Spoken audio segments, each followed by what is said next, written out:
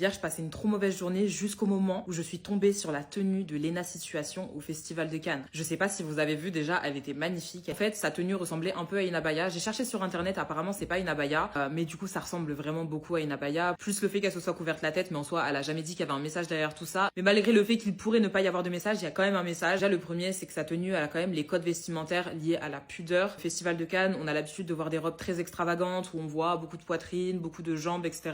Mais on voit très peu de femmes qui sont vraiment couvertes. Et ça prouve en fait que quelle que soit la femme que tu sois, quel que soit ton style vestimentaire, quelles que soient tes croyances, quelle que soit la femme que tu as envie d'être et le message que tu as envie de transmettre, tu as ta place sur le Festival de Cannes et tu as ta place surtout sur un tapis rouge officiel. Et deuxièmement, c'est le contexte en France. La baya, elle a été interdite dans beaucoup de lieux publics. Moi, je suis Léna Situation. Si j'ai envie de porter une tenue ample au Festival de Cannes, qu'on l'assimile à une abaya, j'en ai rien à faire. Si moi j'ai envie de porter ça, je porterai ça. Et les racistes, les islamophobes, ils ont tellement dû mais serrer les dents lorsqu'ils ont vu ça. Ça me procure tellement de plaisir.